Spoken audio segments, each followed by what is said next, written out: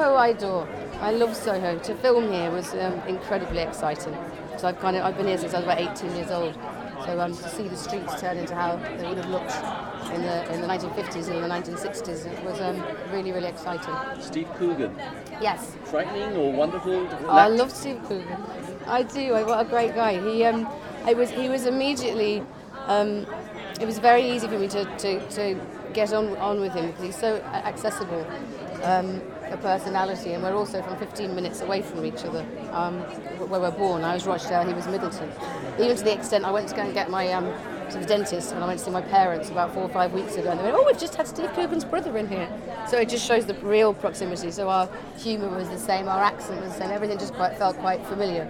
And I mean, everyone knows Alan Partridge, but I've always seen him as a real sensitive and multi-layered, three-dimensional character actor, and I think that's how he serves Paul Raymond very, very well in this, because he gives him a soul and it's not an impersonation.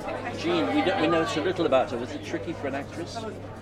We know so little about her. I could only go on the truth that I was given. Her kind of story tells you a lot about her characteristics. The fact that she got the biggest at the time divorce settlement ever.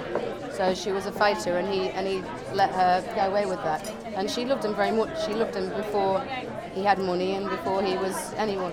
And he needed more, obviously. And at that point, she couldn't turn a blind eye any longer. Hi Anna, your character is arguably one of the feistiest ones in the whole film.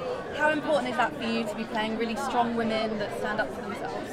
Well, I think all of us are doing that now. I think what we've got to remember, in the 50s, there were very few women who could earn their own living. A lot of it was so extremely different to how it is but 60 years on.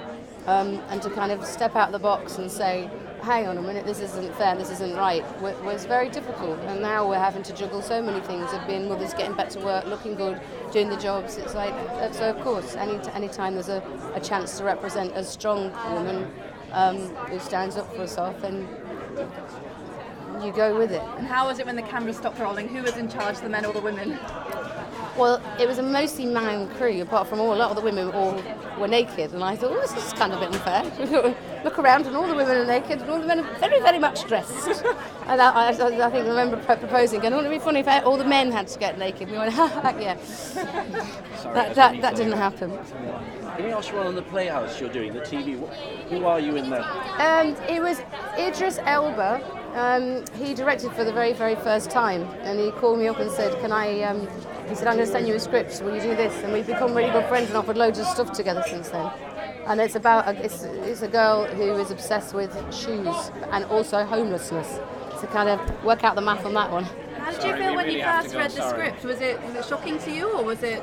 This script? Yeah, when you first read this script. It wasn't shocking, it was really interesting. I didn't actually know about Raymond's Revue Bar. I think I was just a little bit too young. I was born in 76.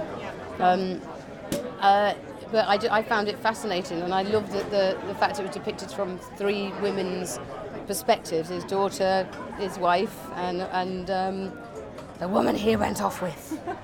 Thank you.